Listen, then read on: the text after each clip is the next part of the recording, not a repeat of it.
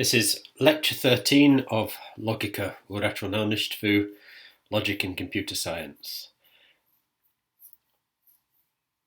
So today we're starting a new topic, which is going to be the last topic of the course.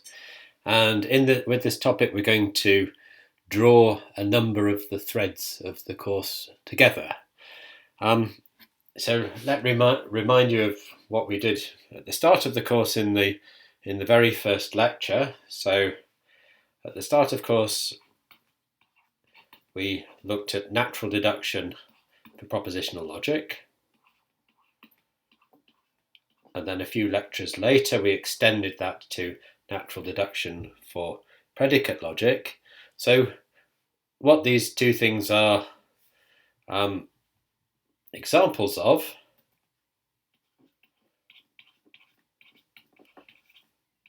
are examples of what one might call formal proof systems.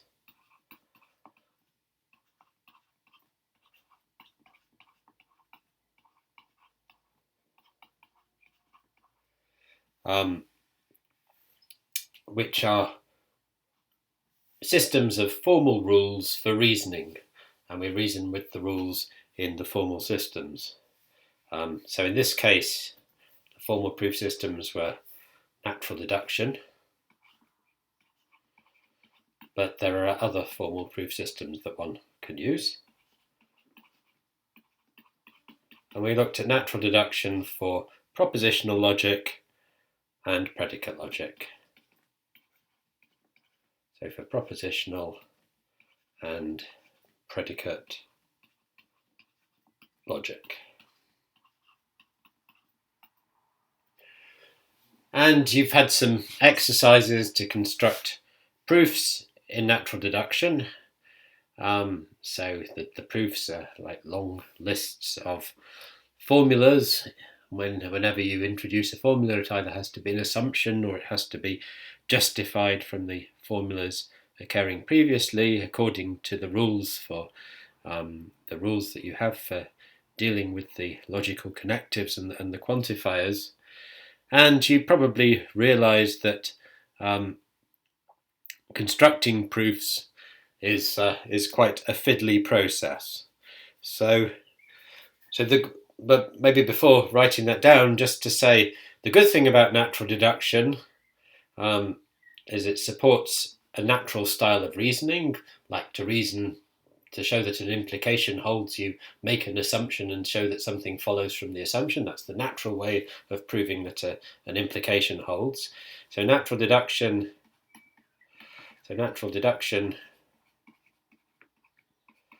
supports a natural style of reasoning. That's its good point, or a good point.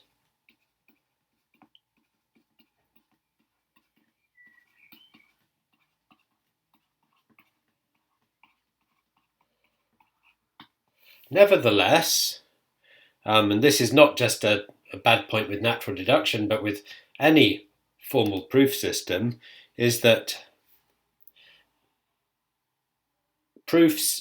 giving actual formal proofs is a fiddly process to do by hand, and also a long process.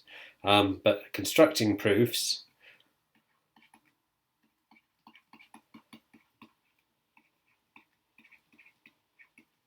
is a fiddly.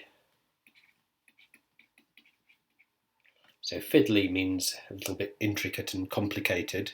So fiddly and long process by hand.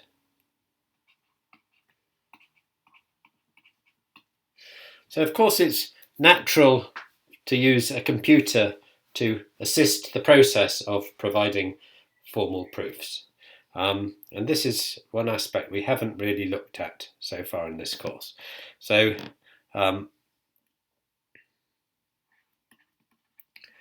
computers can greatly assist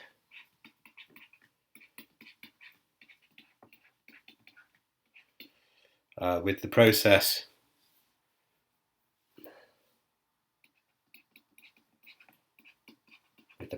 of constructing proofs.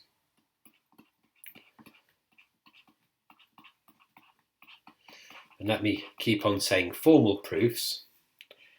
So by a formal proof, I mean a proof strictly following the rules that we have for our proof system. And not only that, but computers can also make sure that you don't make any mistakes. When you write a proof by hand, it is maybe quite easy to forget to not correctly check one of the conditions of one of the rules or something. But computers can, of course, can do those checks for you. So computers can also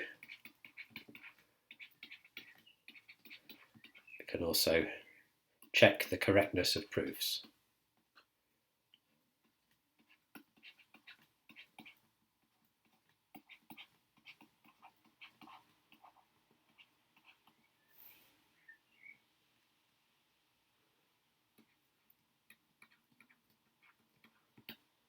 So both these things are done by proof assistants.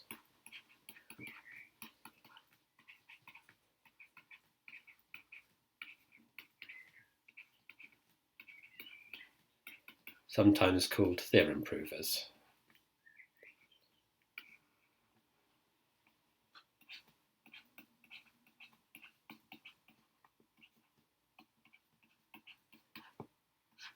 There's a slight difference sometimes between the two in that a proof assistant is something that supports a human coming up with a proof by themselves, but the proof assistant helps you to write it down and check its correctness, whereas a theorem prover tries to find the proof for you. But nowadays the technology is sort of blurring together, so people tend to use these terms pretty much interchangeably nowadays. And the idea is the proof assistant provides a language within which you can write proofs.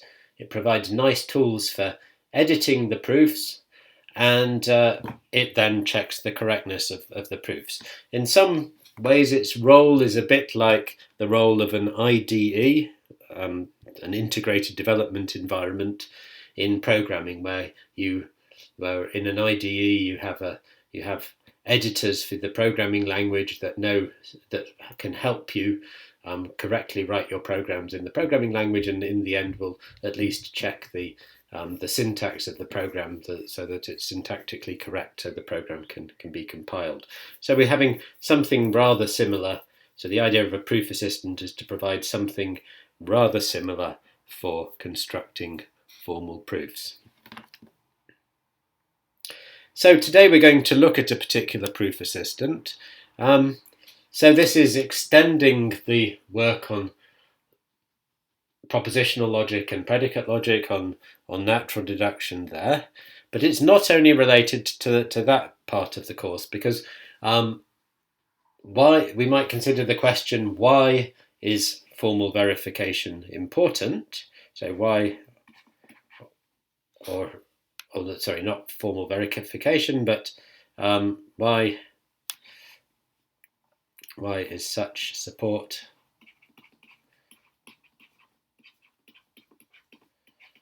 for formal proofs important? So for such support for formal proofs important. Well, there are many reasons. I'm going to mention three.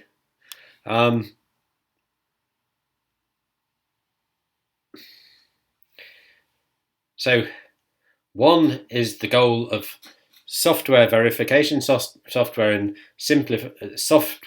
system verification. So one approach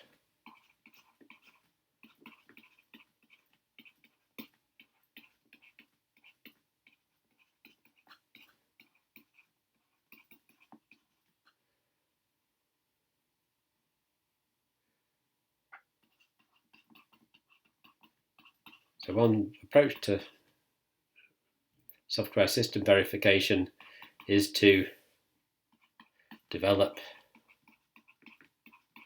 formal proofs of correctness. And if you looked at the video link The last one I gave a couple of lectures ago, the video link on the lecture log to the lecture by the Milner Prize lecture of Xavier Leroy on something like developing perfect software systems, then that's the approach that he's taking. So develop formal proofs of correctness of software. So this would be proofs of specifically of statements saying that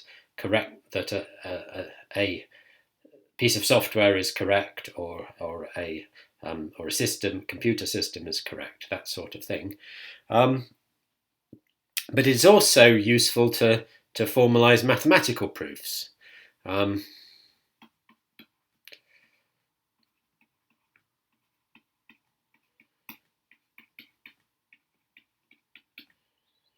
formalize mathematical proofs. So like proofs of mathematical statements.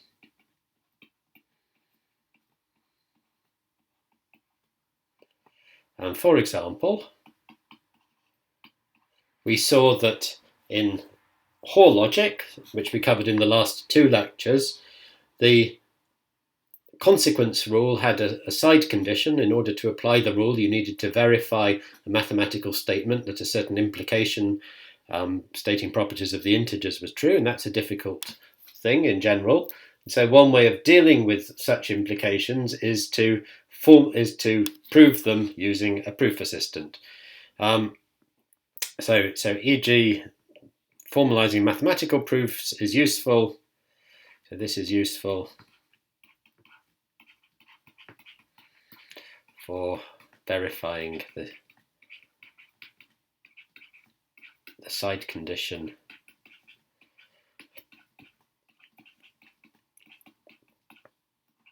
conditions of the Hoare logic.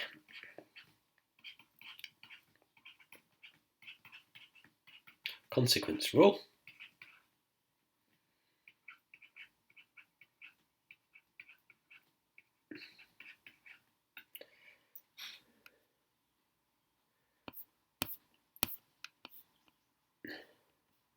But in addition to this, of course, it's also interesting in its own right to formalize mathematical proofs.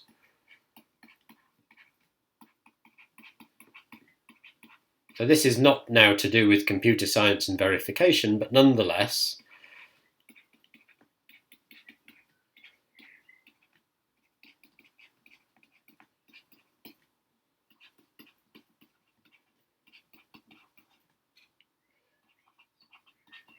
I'm just going to write math.proofs. So to formalize mathematical proofs. One reason for this is that nowadays there are some very large and unwieldy mathematical proofs, and it's quite possible that mathematicians writing them might have made mistakes in the proofs. So one reason to formalize them is to ensure that the proofs are correct, but also it's just an interesting exercise. Mathematicians have been doing proofs on papers for millennia. On paper for millennia. And now we've got tools that can help one write proofs, and so it would be good to at least check that the proofs we have are correct. But also, once the tools have been developed, we should be able to write much bigger and more powerful proofs, potentially using a computer, than we can write on paper. Anyway, there are all sorts of reasons that it's interesting to formalize mathematical proofs. I'm just going to leave it at that. Okay, so we want to have computer software to help us formalize mathematical proof. So there are a number of such proof assistants available at the moment. A lot of them are open source, and a lot of them are at least free software, even if they're not open source. So we're going to look at one now today and next week in this course, which is free software that you can download for yourself. It's very recent development, but it's a lot of people are quite excited by it. It seems to provide a very useful tool that is useful without too much pain of getting used to it compared with other proof assistants. So we're going to look at this today, this particular tool. So today, so let's just say in this course, because it's this week and next week, we will take a glimpse, really, because we won't go into it in great depth.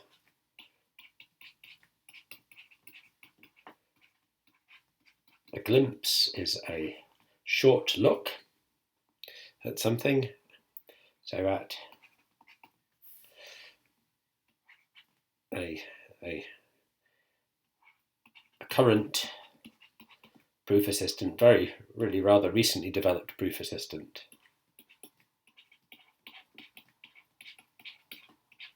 And this is called the lean theorem prover. So it's really a proof assistant, but it has some automatic theorem proving in it. They write it like this, so they want to emphasize the logic, so they write it with an exists and for all for the acronym. But anyway, if you want to look it up, there will be links provided from the course web page.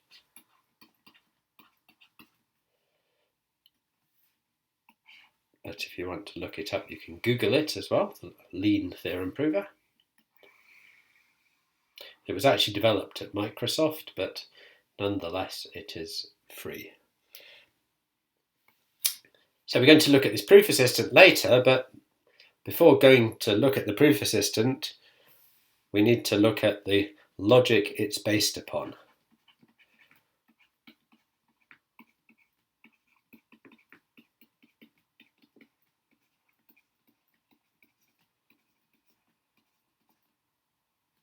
Which extends propositional logic and predicate logic with additional constructions that are very useful, given that the goal here is to provide a proof assistant that can basically formalize mathematics. So the lean proof assistant is supposed to provide an environment that can help a mathematician formalize their own proofs. And as opposed to other proof assistants available, this one is actually being used by a few real mathematicians that didn't previously have a background in formal theorem proving.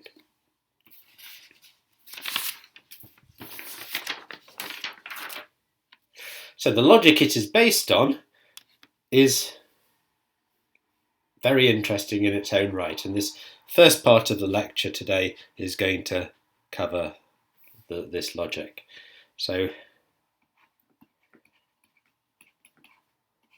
lean is based on something called dependent type theory.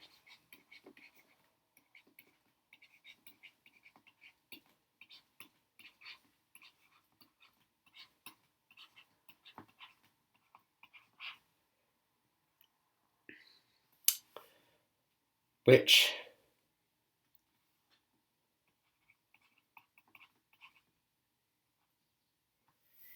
has a number of salient points, important points. So I'm going to just mention two very important features of dependent type theory.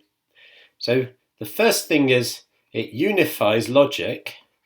So we've been looking at logic in this course, and in particular relevant to today's lecture are propositional and predicate logic. But it unifies logic and, let's say with, two things unified together, but we can.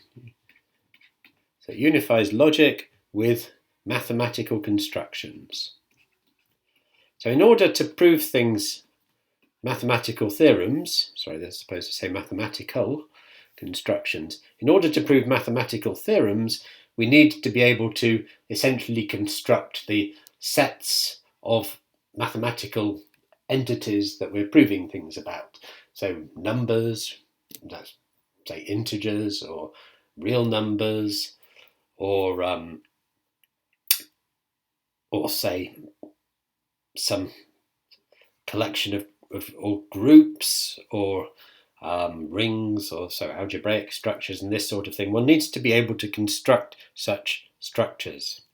So we need some mathematical constructions for constructing such structures, but it turns out that in dependent type theory, the basic mathematical constructions are the same as the basic logical constructions.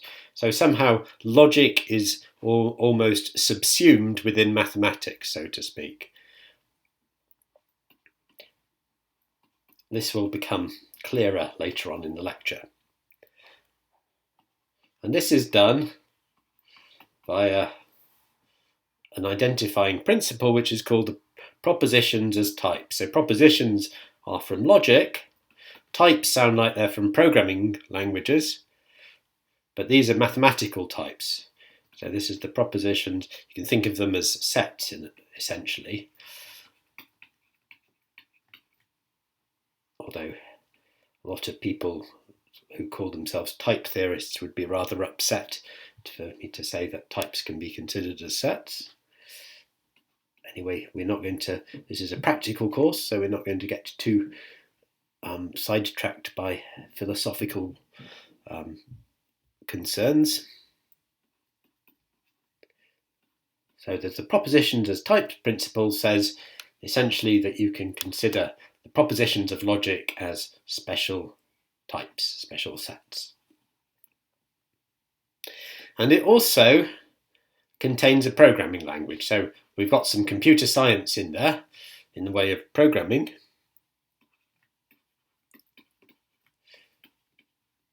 Doesn't look much like most programming languages, though it's not so far removed from the core of functional languages, lambda calculus. Anyway, we shall get to it when we get to it. So it contains a programming language, and so allows one to compute with many mathematical expressions. Also allows the computer, it doesn't matter who does it, so allows computation with many mathematical expressions.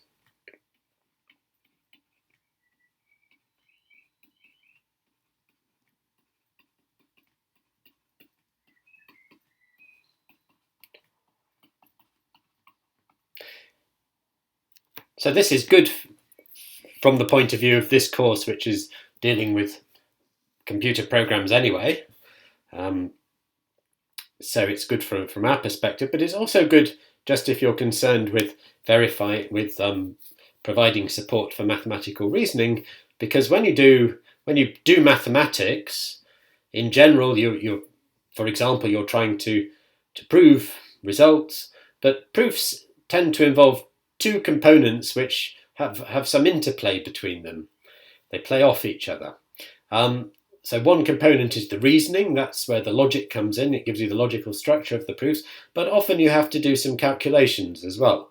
So in dependent type theory, the calculations are done by computation, and so it naturally caters for both the reasoning, that's the logic, and also the computation.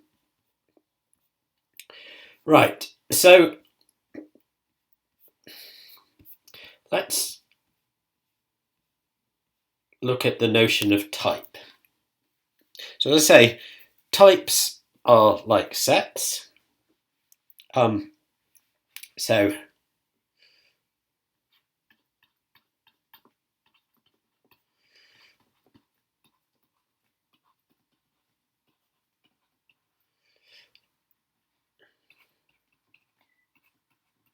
So I'm going to use lean notation as far as I can, as far as it's natural to the board. So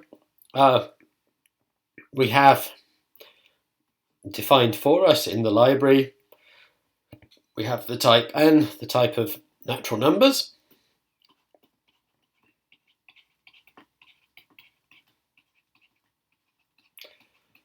So we can write functions on the natural numbers and compute with them, and we can reason about the natural numbers. So that's that's one example of a type in Lean. And then we can have more flexible kinds of types. So for example, for any, if we give ourselves any natural number, n, and in Lean you use this notation, the colon, so n has type, this means, let's write this down in blue, n has type n. It's quite common from programming languages, which means roughly, you can think of that as n is a natural number. So for any natural number n, we're going to have a type, well, actually, and any other type a, we're going to have a type that I'm going to write as vector a n, and this is intuitively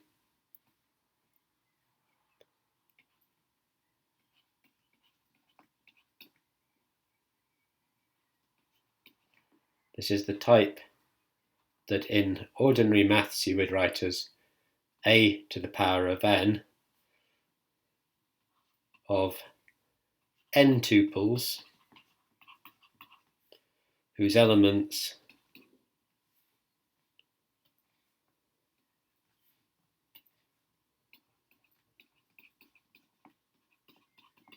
have type A.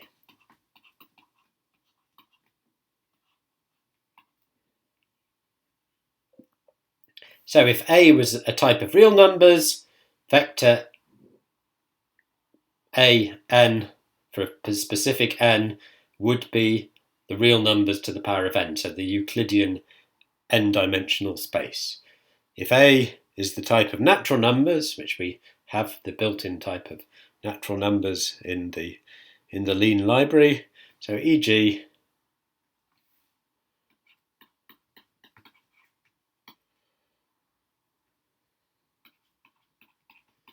vector, we put the type of natural numbers here, vector natural numbers type little n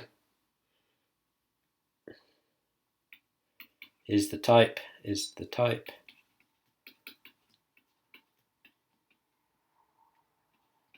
whose elements are n tuples of natural numbers.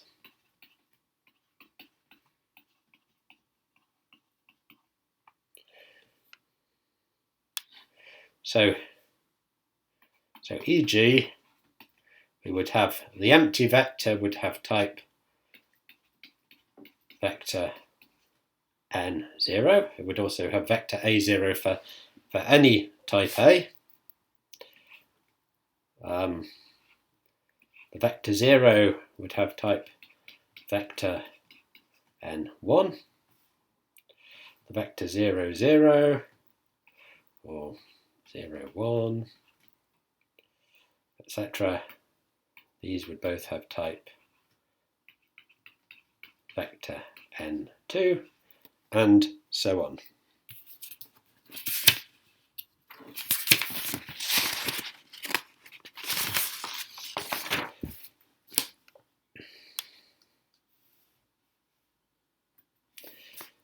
So why I was introducing this type vector,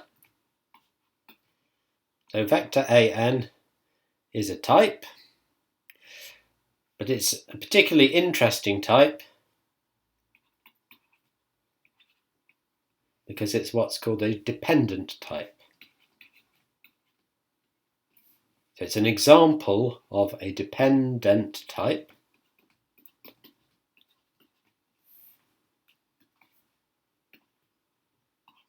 So the type it is depends on A and N. So if you take different instantiations for A and different instantiations for little n, you get different types of vectors. So for example, when little n is 0, 1 or 2, the vectors have different lengths. And if A is the natural numbers, they're vectors of natural numbers. If A were the real numbers, they would be vectors of real numbers.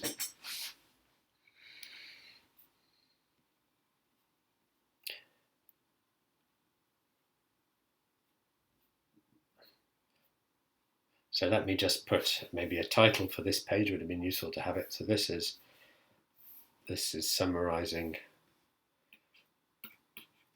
So this is called types and dependent types. So the type of natural numbers is not dependent on anything. It's just a single fixed type. These vector types are dependent. The vector types are dependent on the type of the elements and the length.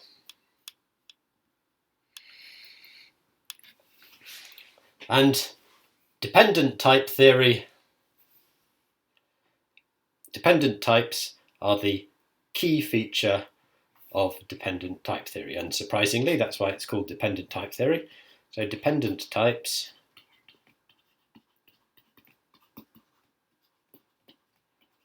are the core feature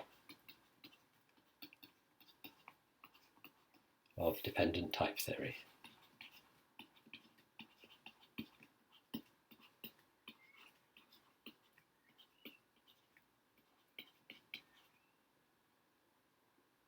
Features maybe not the right word. I'll try and think of a better word after the lecture and edit it.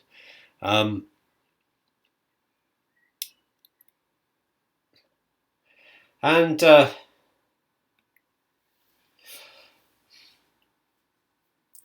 the main ingredient that the type theory provides for reasoning are some ways of building dependent types. And these are called type constructors. And there are two particularly central ones. So there's a third one that we'll come to later, but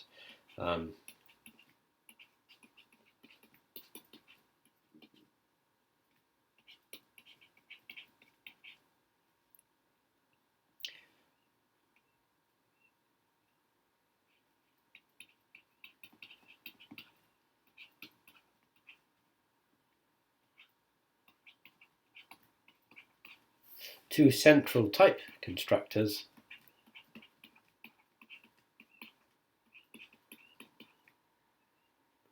manipulating dependent types. Or for building, let's say, they're constructors, so for building, but they deal with dependent types.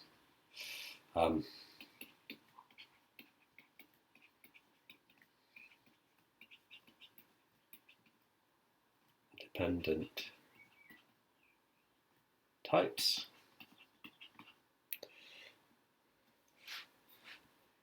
And these are as follows. So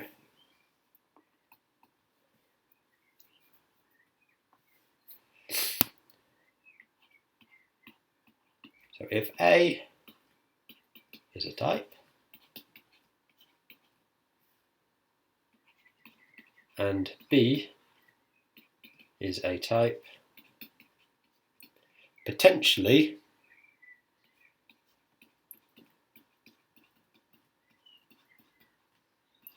depending on an element X of A. So what this means is that, for example,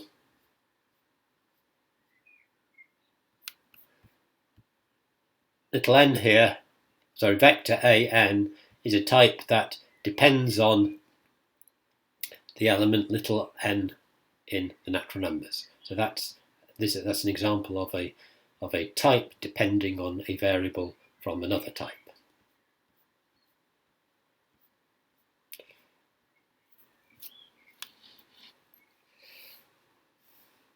So then, and I'm going to use lean notation.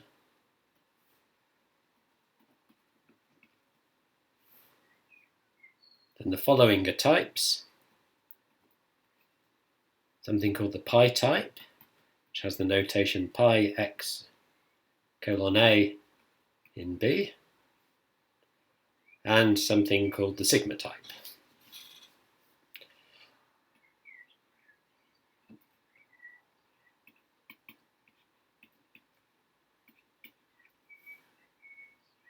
And in this case, pi is having a standard mathematical usage. Pi is a product.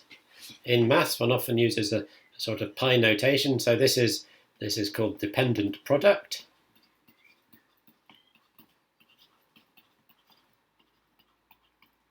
And this is called dependent sum.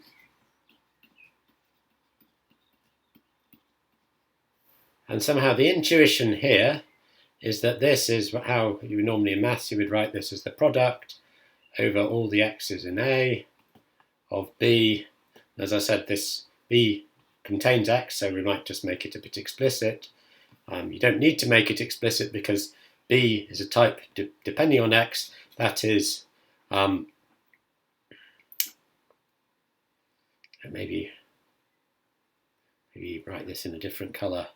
So the expression for B can contain x.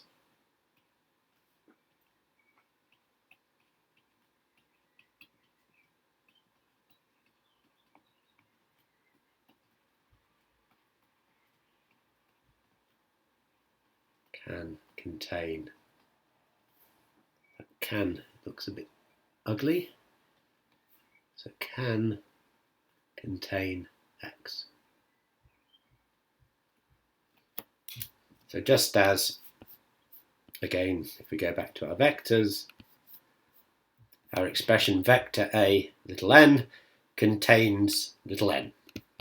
So that depends on little n of type natural numbers. And the dependent sum, so the mathematical notation for that would be, so I mean it's just very similar. So again, the sum over all the x's in A of the x. Or you can think of this as a co-product, if you like, if you're category theoretically inclined.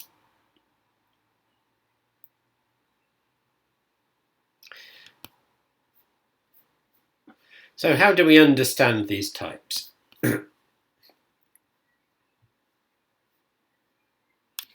So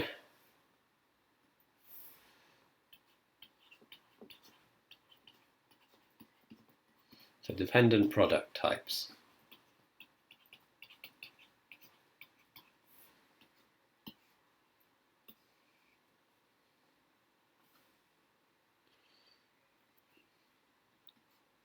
So an element, so types are like sets. We want to think what their elements are. So the element of the natural numbers type, the elements of the natural numbers type are the natural numbers.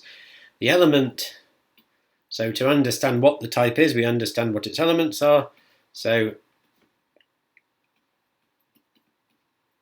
the elements of pi x colon a b are functions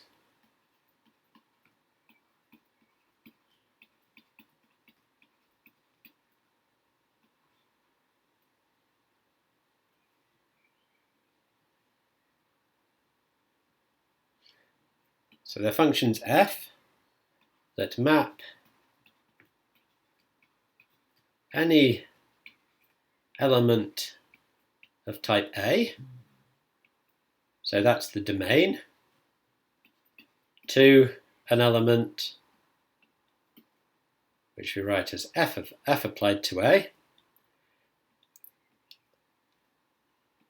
and that has type B for the relevant value of A.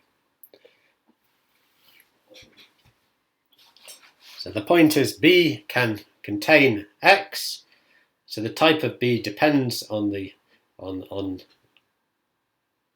element X of type A, and when we supply A as an argument to the function, then when we apply that function, we need to get an element of the appropriate type for that value, little a.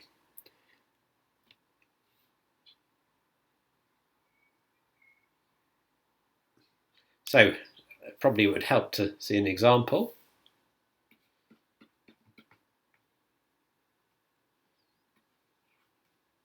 So e.g., an element, the following function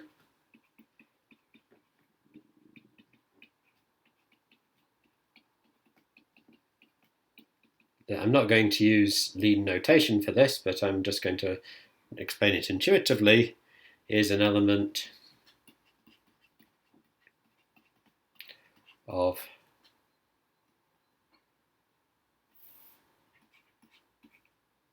the product type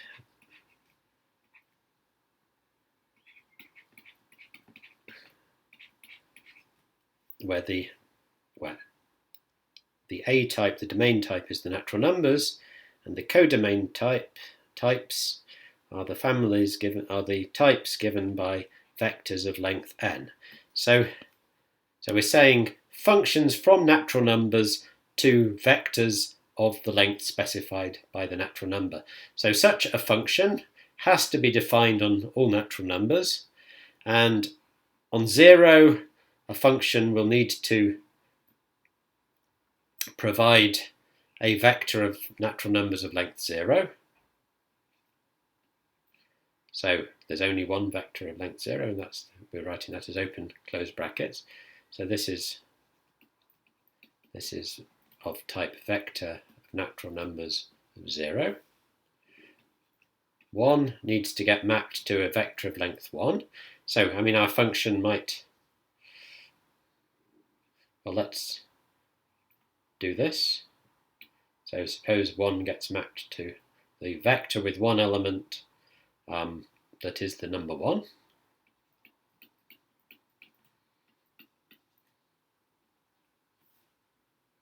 Two will get the function will map 2 to a vector of length 2.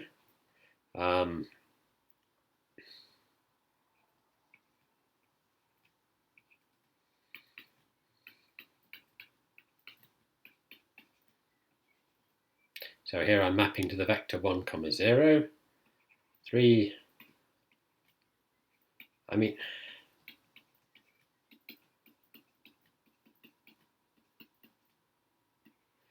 and it's a function, so it needs to assign to every natural number. It needs to assign to every natural number, little n, a vector of natural numbers of length n. Of course, it doesn't matter what that vector of numbers is. So here I'm making an arbitrary choice of what this function is. This is one example of such a function. I mean, I haven't filled it in, but you can continue it in any one of a number of ways. Nonetheless, such an element of this type will be a function that to every natural number gives us exactly one vector of the appropriate length.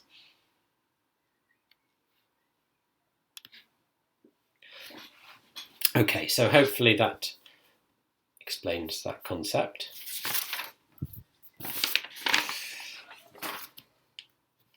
So dependent sums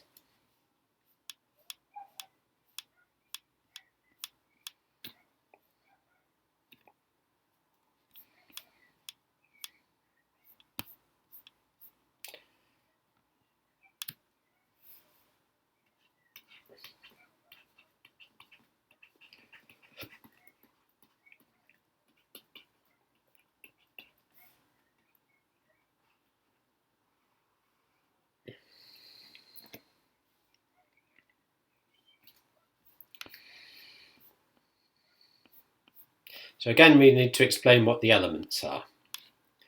So an element of some type sigma x in A, B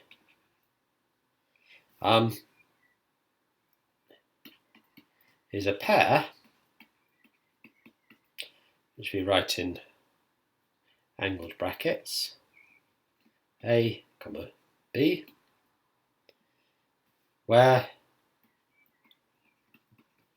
A is an element of type A, so the element little a is an element of type capital A, and B is again an element of type B depending on the value of A which we substitute for x.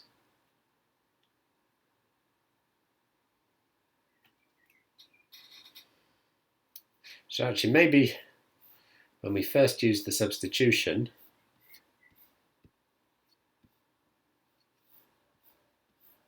so it's the same as the substitution that we were using in predicate logic. So this is substitute A for x.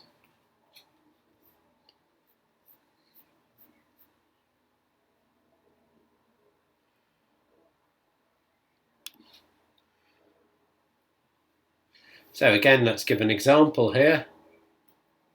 So e.g. an element, and let's still use our vector type of one element, one particular chosen element of, if we have the sum type again over the natural numbers of vectors of natural numbers of length little n. Well, let's do sum.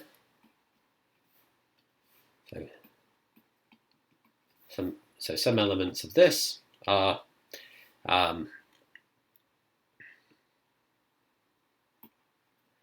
well, if we have 3 as the first element, that's the little n component, then the second component needs to be a vector of length 3. So one such vector would be 1, 5, 9. It's totally arbitrary, but it's a vector of length 3.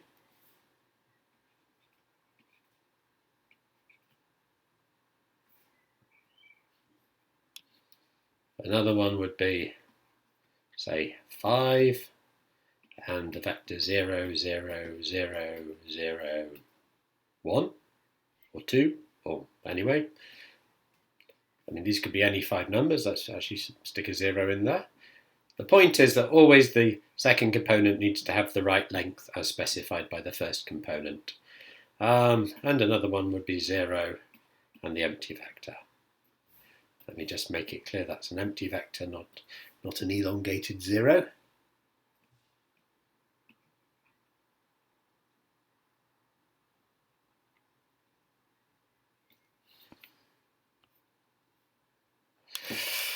Okay, so those are the main 2 type constructors. So hopefully that's not too painful. These are the main thing to understand really today is these 2 type constructors. One sees these in mathematics, but they're not brought out as prominently as they probably should be in mathematics, the way it's traditionally developed. But one does consider products of sets, and this is just basically like a product of sets, and one considers sums of sets defined in this way sometimes, or co-products of sets if you are category theoretically inclined. So going back to dependent products, there's an interesting special case.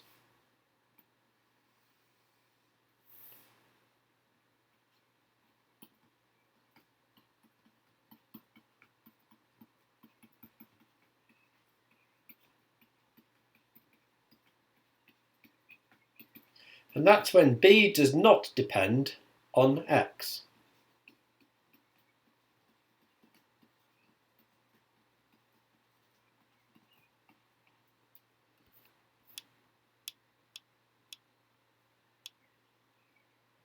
So I said B is a type that can potentially depend on an element little x of A, but it doesn't need to. So B could just be a fixed type like the natural numbers. So in that case, well, what is an element?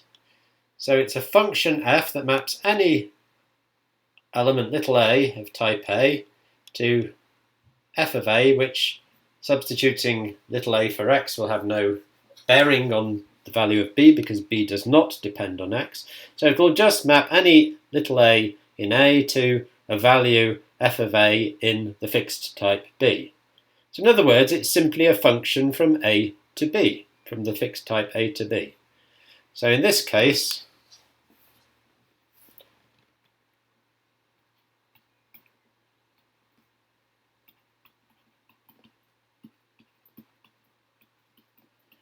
elements of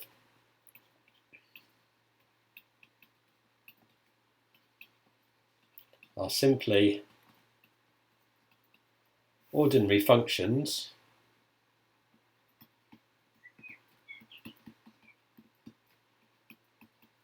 from A to B. So in Lean, we define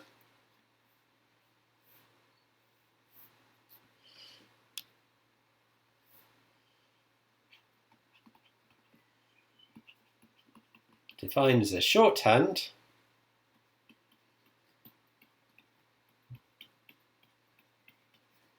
in this case. It's normal to write the functions from A to B using an arrow, a set of functions from A to B. And in Lean, this is shorthand simply for pi x, comma, A in B, where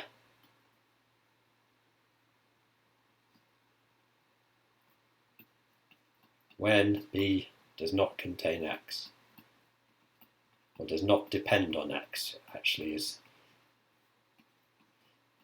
There are ways in which B can depend on x without actually mentioning x, but that's kind of a bit subtle for this lecture. So, but anyway, the right thing to say is when B does not depend on x.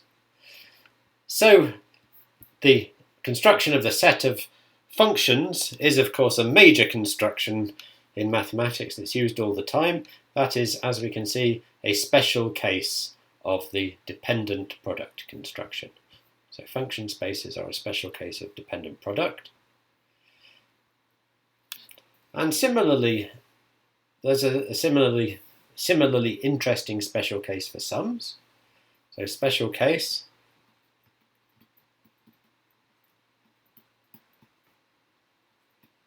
B does not depend on A.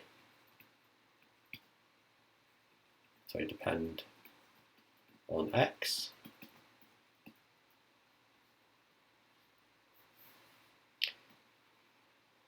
So in this case, elements of the dependent sum type, which is now no longer dependent because B does not depend on x, are simply pairs AB, little a, little b, where little a is an element of the type capital A and little b is an element of the fixed type now because it's not dependent on the x in A, fixed type capital B. So in other words, this is simply the product, the binary product of the types A and B. i.e., this is a product type.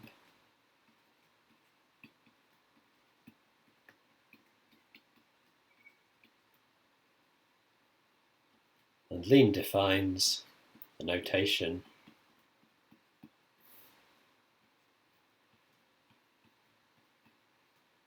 when I say Lean, we should say more generally dependent type theory. Lean is a particular syntax for it, but and programming support for it. So again, if B does not depend on X in A.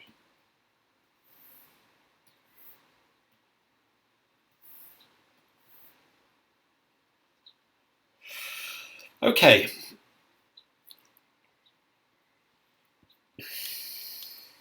So now we've understood some basic type constructors. It turns out that just like rules for logic, in logic we have the natural deduction rules that allow us to prove propositions that we're stating in propositional logic or predicate logic. We have formal rules in type theory that allow us to construct expressions representing types and expressions representing elements of types. So we have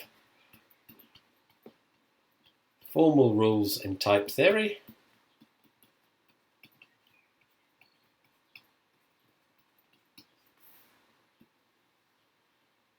Independent, types independent. The problem with putting in and dependent next to each other is that if you say it fast, it sounds like independent, but these are two separate words. So the formal rules, I know how we can deal with that issue. We can make it formal rules of dependent type theory. But it's a selection. We're not going to go into all of them. You'll be glad to know. So the point of these formal rules is we're going to consider two main kinds of rules. We're going to have rules that tell us what expressions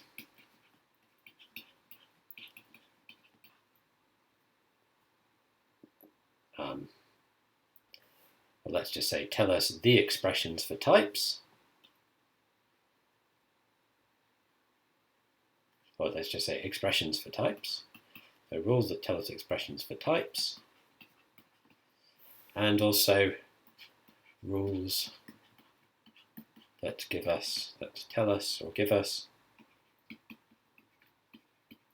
expressions for elements of types.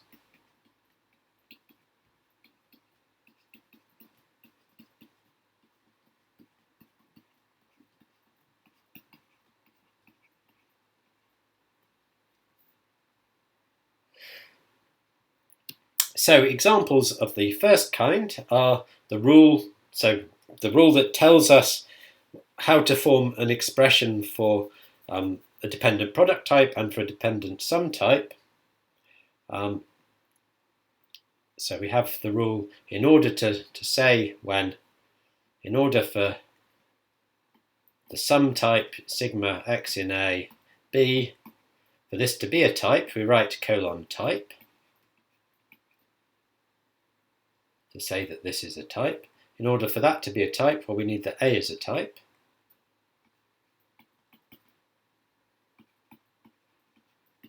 And we also need that B is a type. But B can depend on some element little x in A. So we can assume we have an element little x in A, and B, to make an assumption in our proof that we have an element little x in A, and based on that assumption we can derive A, B. If we can derive that B is a type based on that assumption, that's okay. And this is like, again, I'm writing this in the natural deduction style, so we're used to dealing with these from the early part of the course. And here, again, the assumption is then at the top of a box. So all this depends on the assumption, and once we've derived that B is a type from it, here when we form this dependent sum type, it no longer depends on the assumption that X is in A, because that assumption has been inserted essentially into the type itself. Actually, why give the sum type first. Let's do the product type, but we have exactly the same rule for the sum type. So let me write that down. Actually, while I'm writing the rule down, let me just make a point that I forgot to make earlier, which is just something for you to think about. So I find it personally quite amusing that the product, the binary product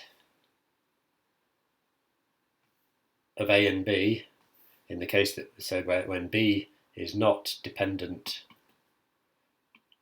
on an x in A, that binary product is an instance of a dependent sum rather than a dependent product. So product is a special case of sum. At least binary product is a special case of dependent sum. It's kind of curious that there's this conflation between products and sums. So sigma x in A, B is a type under the same condition, so we can form a dependent sum type under exactly the same conditions that we can form a dependent product type.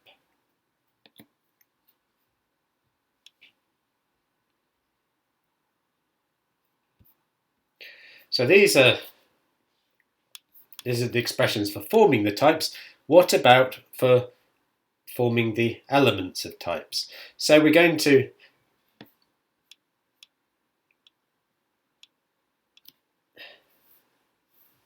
So actually, why don't I rub this out here? Let's give myself a bigger eraser.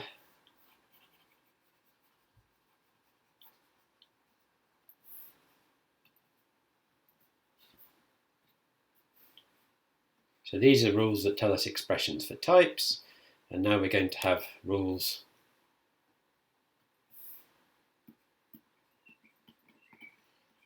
that give us expressions for elements of types.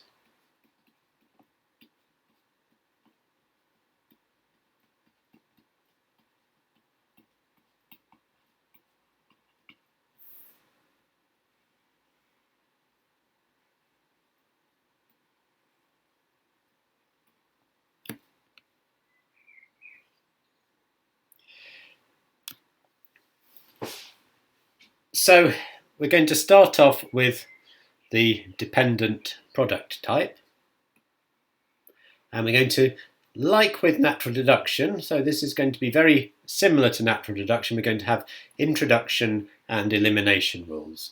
So we want an introduction rule for getting an expression or an element of the product type, the dependent product type, pi x in A, B. Now what such a thing should be is a function that takes us from some x in A to an expression for an element of B. So to do that, well, the natural way to do it is we give ourselves a variable x in A that we can work with. Maybe I'll bring that down a little bit.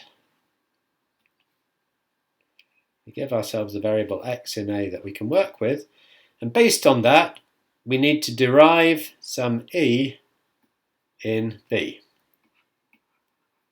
where B can contain x, of course. And if we've done that, then the function that maps x to E is an element of this dependent product type, because if this B contains x, well, the value of the expression E depends on x, and the value of the expression B depends on the same x, so the type, so E for its x belongs to the type capital B for its x. So it's got the right properties, so we just want a notation for the function that takes an x of type A and returns the value E. And we use what's called lambda calculus for this, so this should be, for many of you, familiar notation from some programming languages.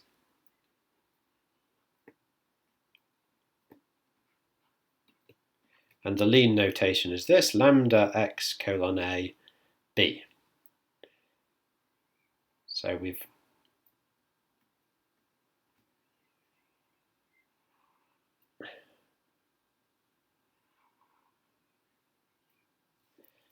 so that is the rule, and the point is here B can, it's allowed to, may contain X. Of course, E can contain X too, but the interesting question is whether B contains X or not. Because if B doesn't contain X, then we could write more simply A arrows B here, but still this notation remains exactly the same. I realised I've made a rather terrible error here, that this should be little e. The point is this is the function that takes a value x and returns, it takes a given value, any given value x of type A, and returns the result of expression e calculated for that x. So let's say this means the function that maps x to e. That would be a standard mathematical notation for it. Okay, so that's the introduction rule.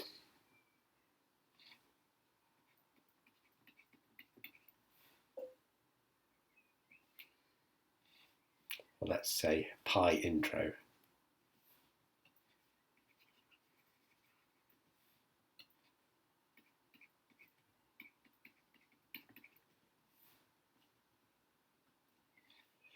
And the elimination rule, well, elimination rules assume we've got some expression, because since they're functions, let's use f to stand for the expression. So suppose we've derived some expression f of type pi x colon a b in the dependent product type. And suppose we've also got any expression e of type a. Well then, under these conditions, f of e, actually, so one would normally write f brackets e in mathematics, but in lean we're just allowed to write f applied to e just like that, just write them next to each other. So this is, of course, then an element of type b, but it's b with the right value of type a for the variable x. So again, we need to substitute e for the variable x, little e for the variable x in the type b. So this is pi elim.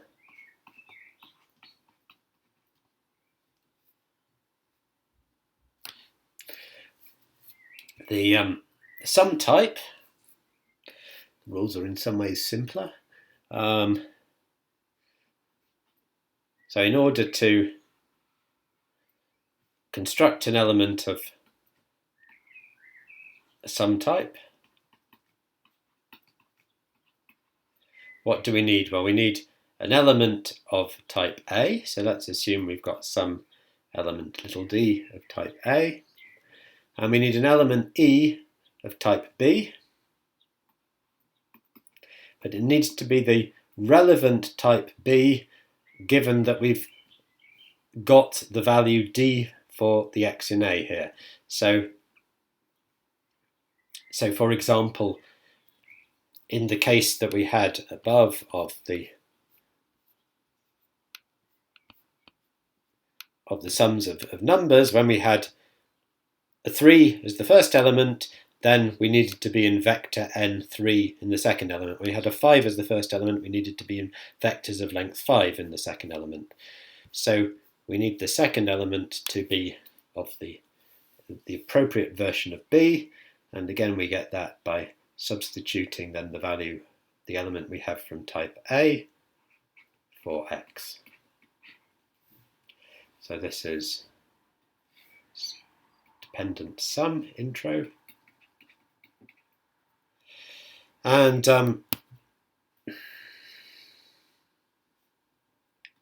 And the elimination rules, there are actually two elimination rules. So suppose we have an E in the sigma dependent sum sigma x colon A. That says colon. It looked like a semicolon. Now it looks like a mess. So let's actually make it a colon. So when we've got an E of that type, we have, well, we can extract an element of type A. So we do this by saying E dot 1. And this is an element of type A. So this is sigma elim 1.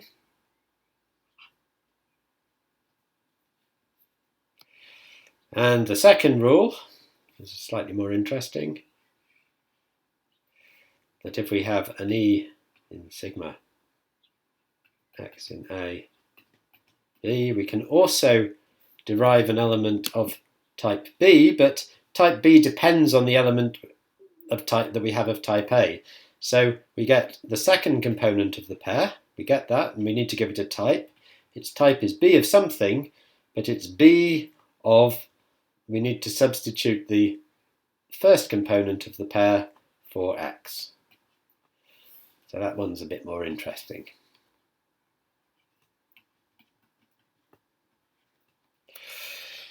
And those are basically the introduction and elimination rules for the dependent product types and the sum types. And as special cases, they give us rules for the function space type and the binary product type.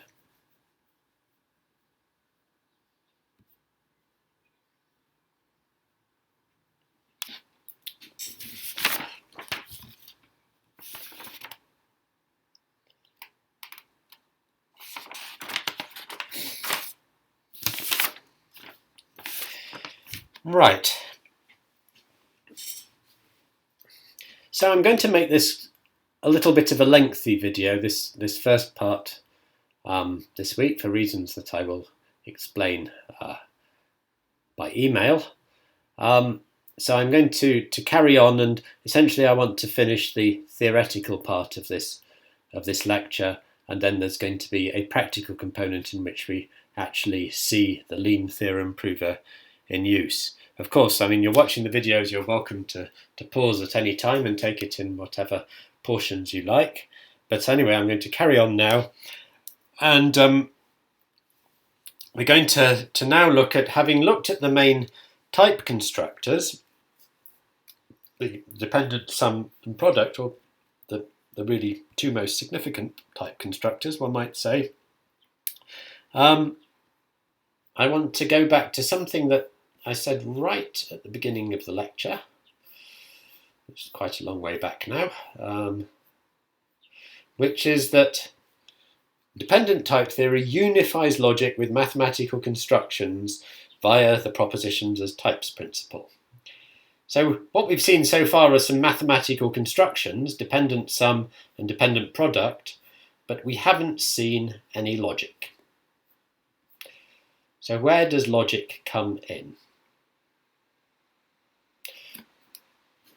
And this is, in lean, this is done in the following way, which is through having a notion of proposition.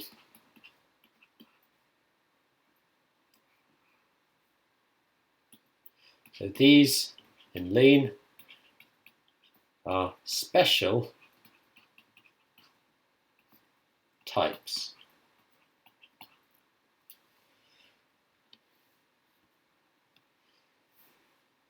So we write A colon prop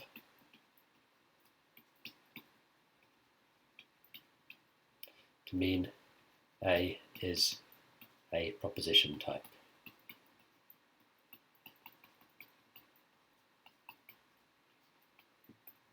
So this implies that also A is a type,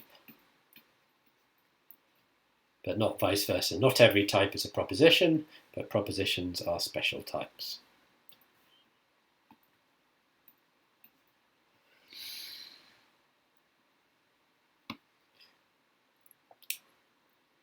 And the important property of propositions, or an important property, a crucial property,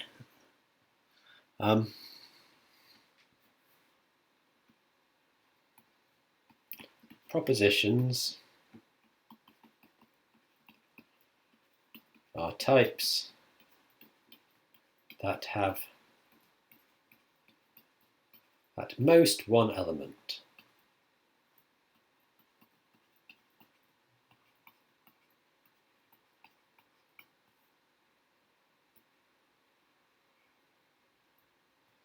So, of the types we've looked at so far, we haven't actually seen very many propositions. So the natural numbers are certainly not a proposition. They've got infinitely many elements. But this type, vector n0, this has exactly one element because there's only one empty vector. So that is, by this definition, this could count as a proposition. I actually don't know whether Lean does count that as a proposition. Probably it doesn't. But I'm trying to illustrate the idea of types having at most one element. So that is a type that has at most one element.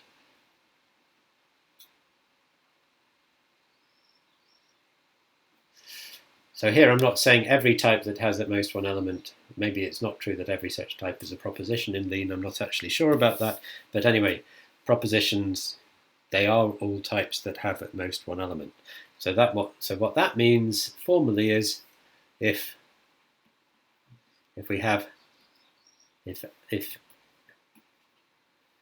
A is a proposition and A and A prime, or A and B, let's say, both belong to type A, then we have that A equals B. I haven't really said what equality is yet, but we'll come to that a bit later. So the idea here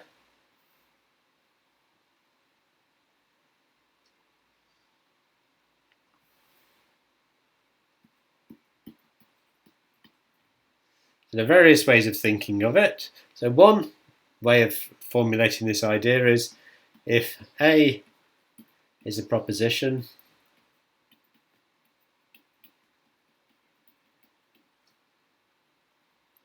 then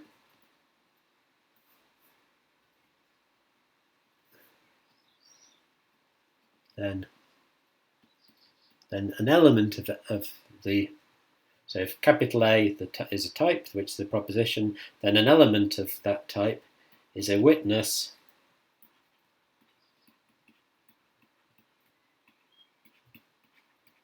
that A is true.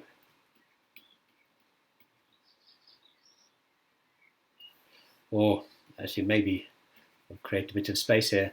Witness, or another word for witness would be proof.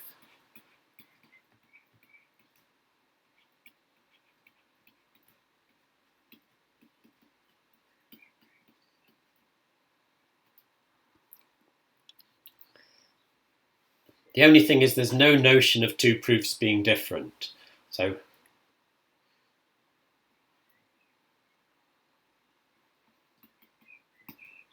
all proofs are identified because the proposition has at most one element. All proofs are identified.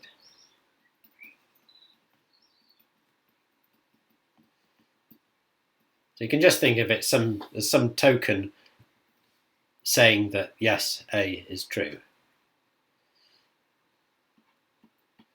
If A is empty,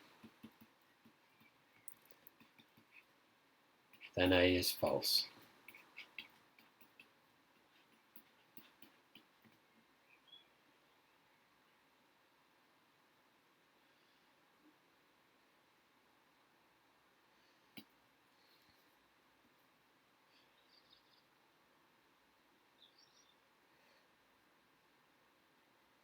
Okay, so with this to hand, we can look at some rules specialized to propositions. So whereas earlier we had the formal rules of dependent type theory for types, let's look at some formal rules for propositions.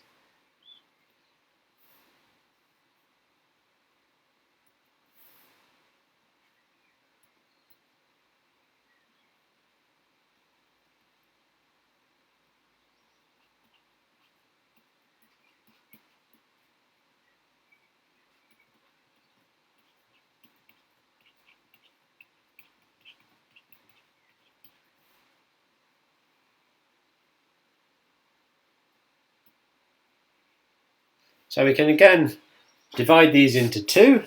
So we have the rules for forming propositions.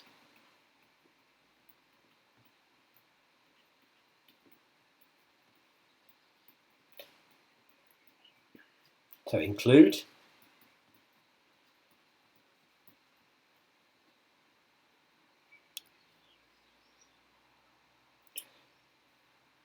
So let's consider the pi-type construction and sigma-type construction. These make sense on propositions. So in fact, if A is any type, and we have, depending on an element little x belonging to type A, if we can then show that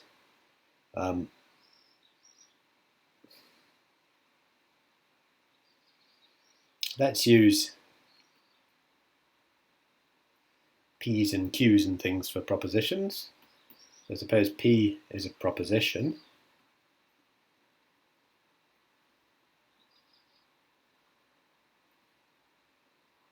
So P is a type, but it's a special type that we consider a proposition.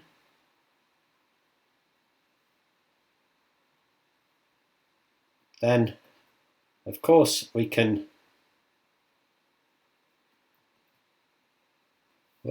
let me write it correctly. We can form the dependent product type.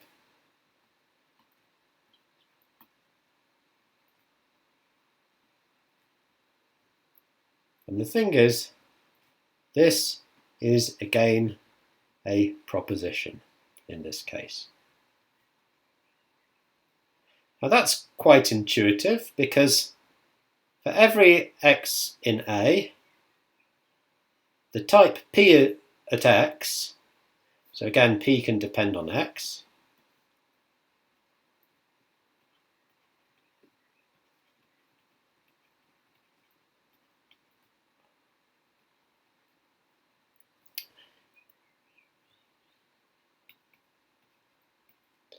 so the type P of x has at most one element. So if we're trying to map a function, if we're trying to define a function from little x in A to P at x, there's only at most one place we can send it. If there's no place we can send it, we can't define such a function. But what we know is that for all the x's in A, there's at most one place we can send it, and we can only find such a function if for every x, little x in A, P of x has a unique element. I mean, it has an element and then it will have a unique element. So basically, this type will always have at most one function in it, and it will have a type if and only if for every x in A, P of x has an element. So if we're saying P of x has an element as P of x being true, that means this type is inhabited if and only if for all x in A, P of x is true. In other words, this type is true, this proposition is true, if and only if for all x in A, P of x is true. So in that discussion, I've essentially told you why this is reasonable for this to be a proposition, that is, why it has at most one element, and why one can view its element as a witness to P being true for all values of x. So let me just summarize that. This indeed has at most one element.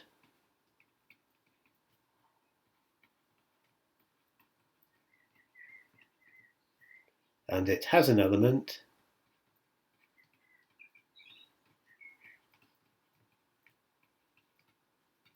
if and only if P of x is true, or we have a witness to the truth of P of x for all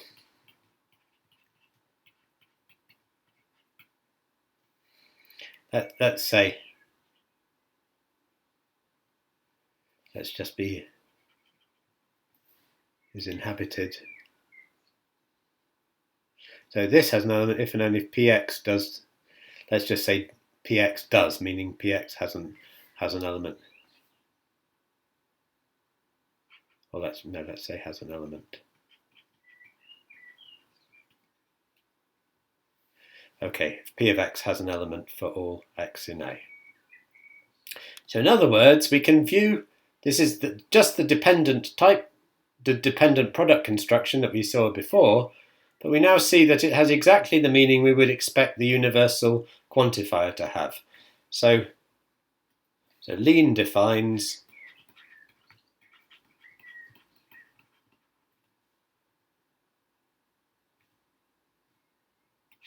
for all x in A, let's put it down here.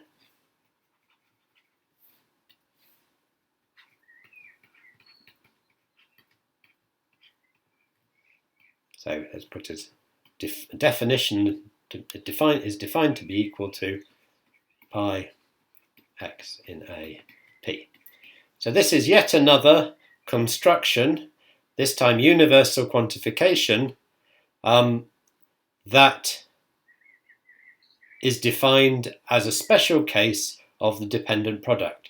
So the dependent product has now managed to define, well, it defines dependent product itself, it defines the function space type, it also defines universal quantification, and also, if P and Q are propositions, then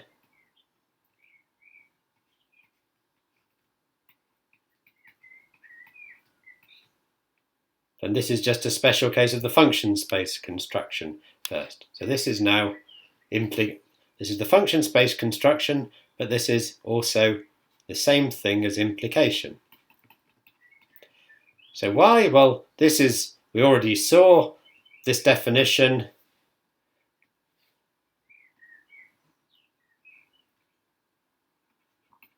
where this does not depend on x in P. So if you've got two propositions,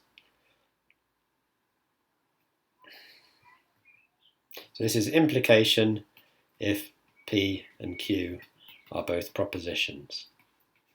And why can this be seen as implication? Well, the idea here, this is the type that is inhabited, that is, has an element if and only if P is true, and this is the same for Q.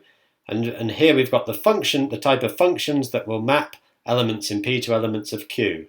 So such a function maps any element in P to any element of Q. So such a function is a witness to saying if P is true, then Q is true. Because if P is true, it gives it, we have an element of P, and we have to find the function will have to give us the corresponding element of Q.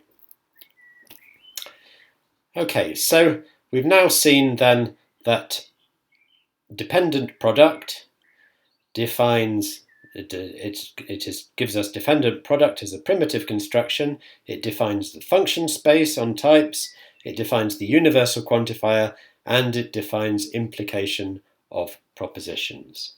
So it's a very, very powerful construction. Just one construction does all of this.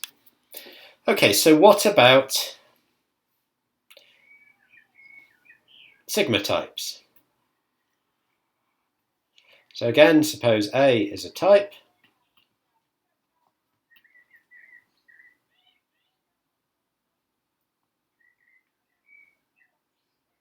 and suppose we've got a proposition P depending on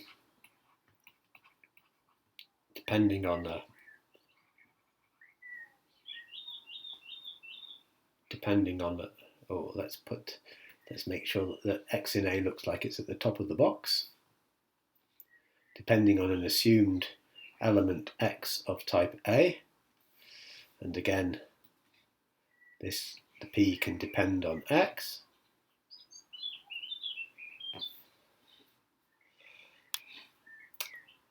But now the sigma type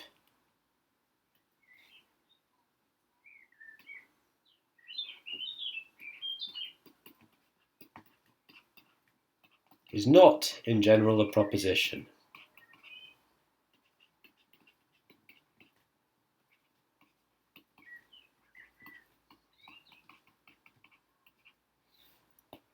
Because, for example, suppose A is the natural numbers and suppose P is true, then P has one element, and this is the product of the natural numbers with the one element type, which has one element for every, has a different element for every natural number. So this is not a proposition. So whereas we can define the universal quantifier using product types, existential quantifier requires a special construct. Actually, there are some ways in which one can work with a sigma type, even though it's not a proposition, as if it were an existential quantifier, but that would take us too far afield for this course, so I'm not going to go further into this. But we need to give us, so whereas in Lean, whereas we can define the universal quantifier in terms of dependent product, here we need to give ourselves a new primitive operation for the existential quantifier.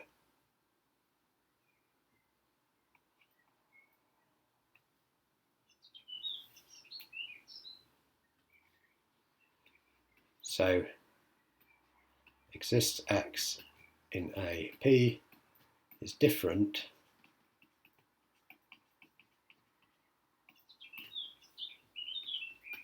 from sigma x in A, P. And the difference is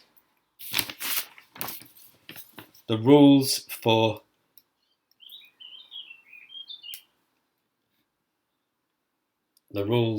forming elements of the existential type. So here we had rules for forming propositions. So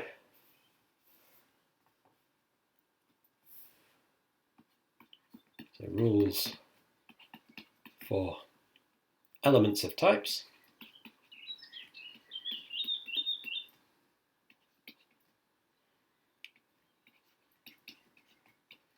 Again, it's a selection. I'm not going to write that everywhere. Proposition types.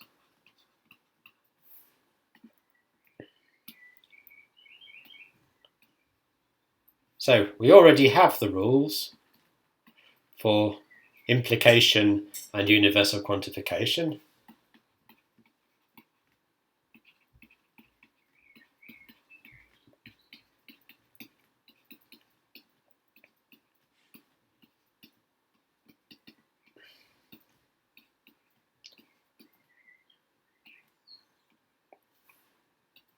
Let's make it neater.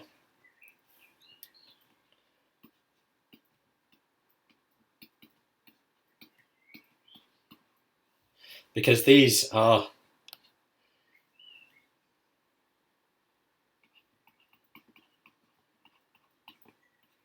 just the rules for the pi type. These are defined as pi types. Oh, we're a bit out of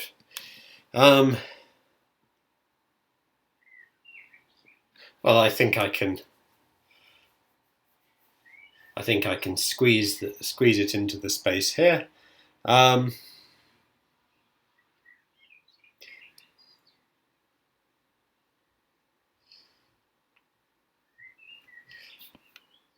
let's just go on to the next sheet. So for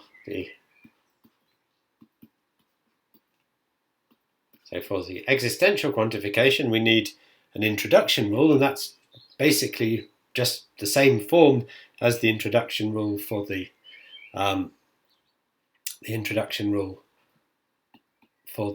sum type.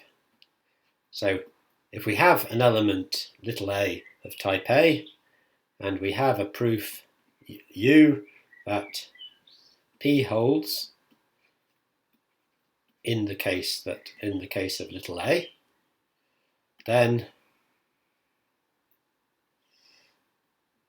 well, we package it up as a pair of things. So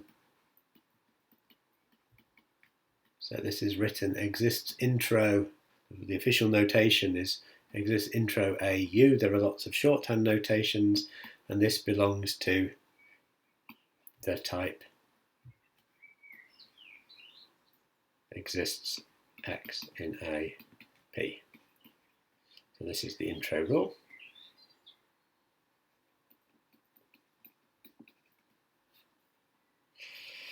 Now you might remember from predicate logic that the rule for exists elimination was complicated, and indeed it's similarly complicated in type theory. So in this case, if we have a U, which is a proof of there exists an X in A such that P holds, so it's just like in natural deduction for predicate logic.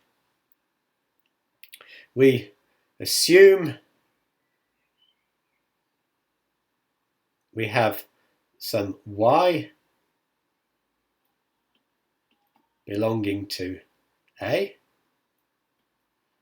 and we assume we have some Z, which is a proof that P holds for the Y belonging to A. And from that, if we can derive that we've got some term V, some expression V that has type Q, where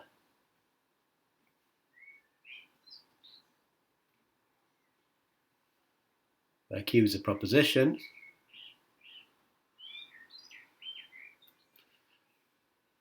then we can indeed derive that we have a term of type Q. And the notation here is a bit complicated, so I'm not going to give it.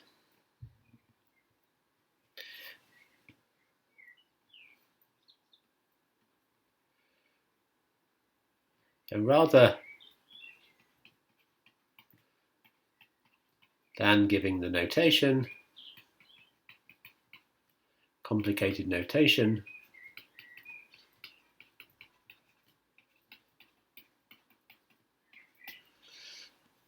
we shall use lean facilities.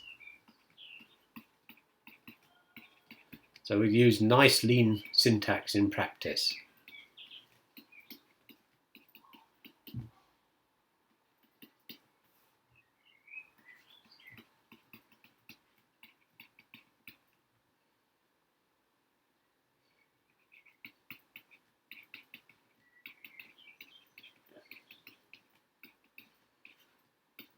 So maybe syntax is not the right word, but it's, let's say, nice, lean, helpful methods. So rather than dealing with the primitive syntax, we don't really need to know what this is. What we need to know is when we come to doing this in lean, we just need to know what the right kinds of things to do in lean are, and it behind the scenes will construct the appropriate expression for itself. But as the users, we don't need to be too troubled by the form of that expression. Lean helpful methods. So that's what I'm going to write here. So again, this is why these are two assumptions at the top that we discharge. Q needs to be a proposition.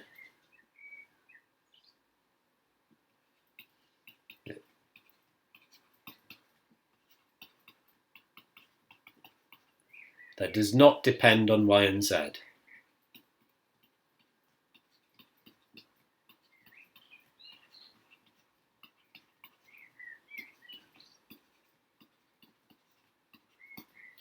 And again, well, what you can do in this case, it's a bit complicated, but I invite you to compare this to the natural deduction rule, elimination rule, the natural deduction rule for existential elimination in the lecture on predicate logic. I think it was lecture 4 of the course. And you will see that it's basically the same rule. The only thing is we've got this notation here, which is the expressions, the variables here, and the expressions u and v here, denoting proofs of propositions. Okay, so that's existential quantification. So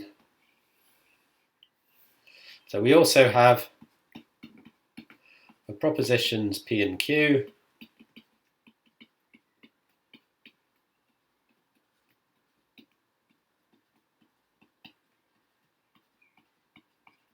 We also have conjunction.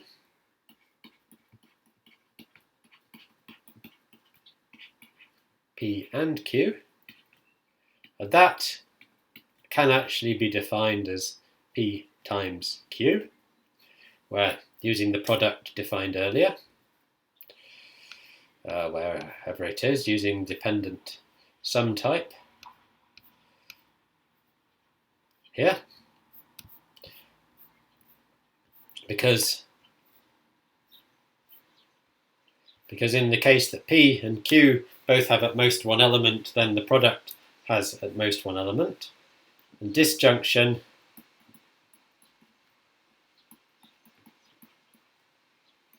P or Q. So this is not defined in terms of anything we've seen. So this is a primitive operation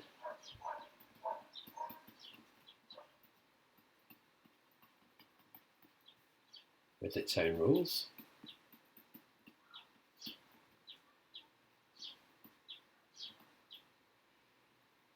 Actually, there is a way that this can be defined, so I wonder if it's strictly true that this is primitive. But anyway, I'm not going to go into this in this course.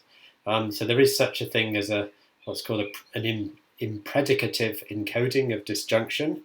But in any case, we're not going to go into it here. Probably that is how it's defined in Lean. It doesn't really matter. We're going to just I don't want to go into disjunction any further, though we are going to use it in our examples. Okay, so it's been rather a long half lecture. There's just one thing I want to still do, and that's introduce the last and very important ingredient that's going to complete the logic. So this is what are called identity types.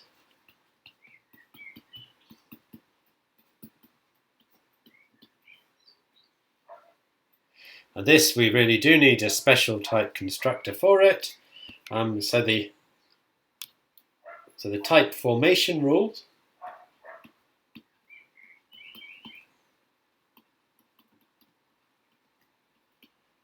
So this is the rule that tells us how we build the type.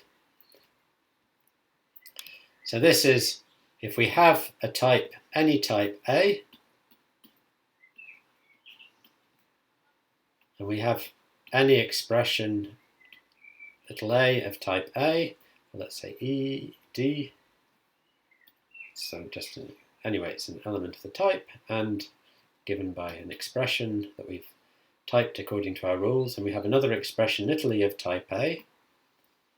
Then we have a special type which we write as D equals sub A, but we often miss that out.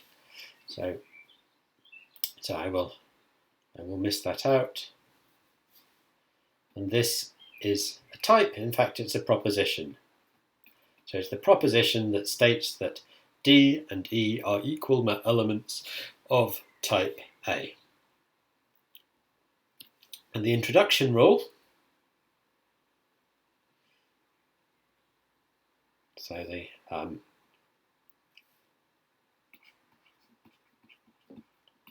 rules for the elements of the identity type.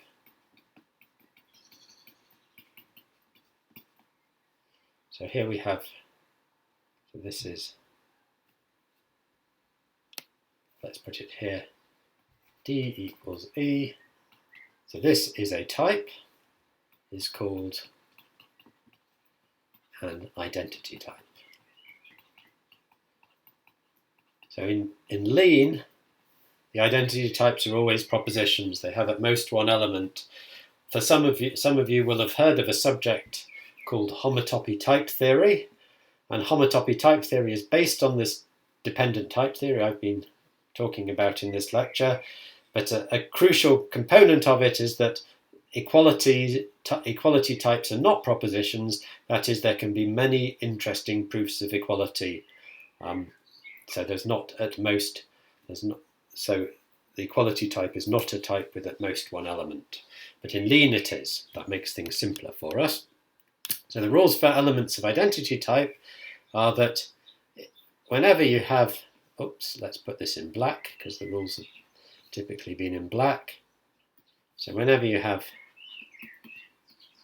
an element little a, or let's keep it as an expression in the type theory, little a, little e, that's an element of type A,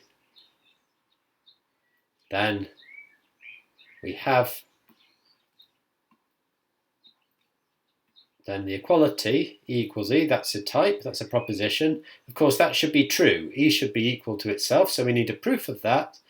And this proof is called RFL. So we give ourselves a canonical name for the proof.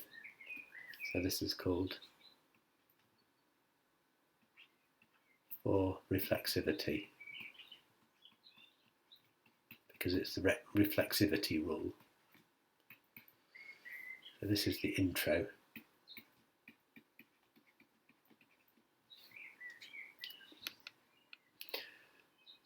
So it looks like a non-trivial rule. Sorry, it looks like a trivial rule. We can only prove that a term is equal to itself. But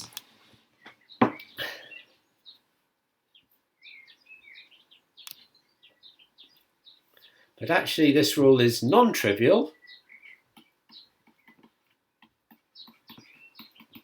Is the above rule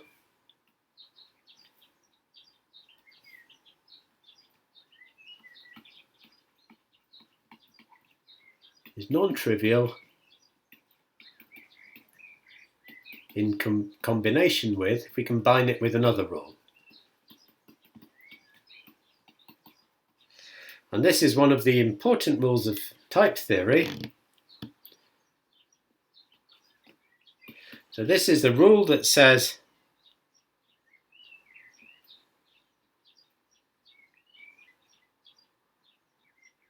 if we have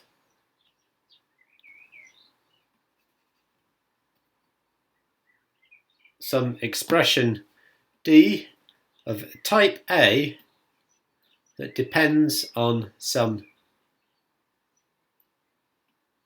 E,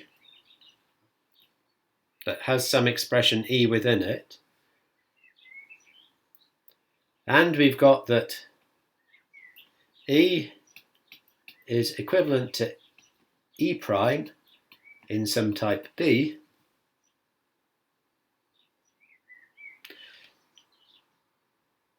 maybe I should be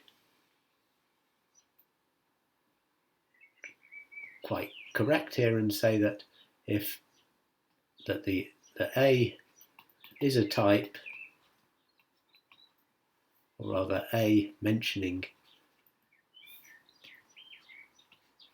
A is a type depending on some assumed X of type B potentially. So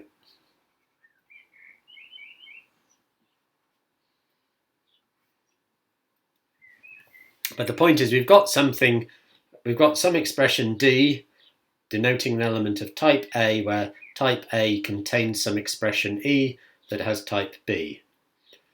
And we've also seen that E is equivalent in some sense to some other expression E prime in B. Then D also belongs to the type A with E prime because it's basically the same type. Where this here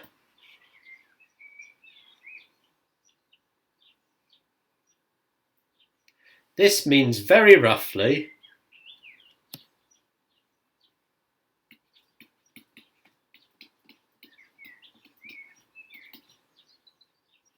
E and E prime compute to the same expression. So here we use some computation that I'm not going to go into, but when we see it when we work with lean ourselves, when we see this computation, it's going to be quite intuitive that this holds. So this in particular is not the equality type. This is a completely different formulation from the equality type. We're not so we're not saying we've got some proof P that has the equality type. Rather, we're saying these are two equivalent elements of type B. It's almost it's somehow done at a different algorithmic level, where the system checks whether or not E and E prime can be sort of computed to each other, so to speak. So we don't need to understand this rule in great depth for this course, but we're going to see instances of where it's applied in actually doing formal proofs, and those instances will be rather intuitive. So this is the substitution rule.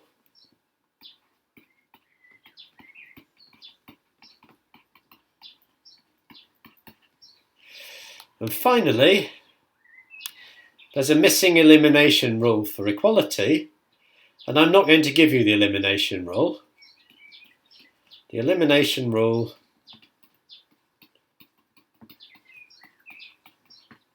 is very complicated.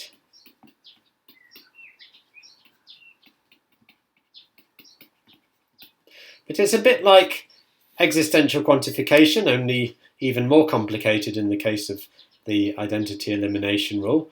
But lean is similarly helpful. So we don't need to actually understand this rule for any of the things we're going to do in this course, because lean deals with the elimination rule itself, and it provides a convenient interface for us to be able to talk about reason with equalities using a natural style. So instead, lean provides convenient methods for reasoning with equalities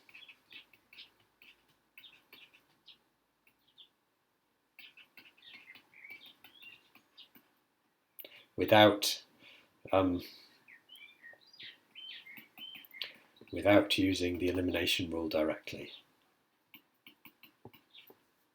So the user, lean uses the elimination rule behind the scenes, but the user does not need to use the elimination rule. So without using the elimination rule directly.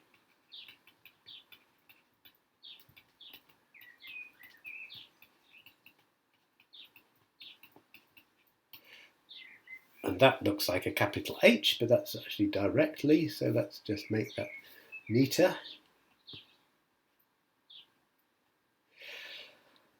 Okay, and I think that is more than enough for this first part of the lecture, so I'm going to pause the video here. There will be a little bit of a gap before the second part of the video appears, so I shall announce the first part of the lecture separately. Okay, so the second part is actually going to be looking at applying this theory, quite a lot of theory, in practice using the lean theorem prover. Okay, so bye for now.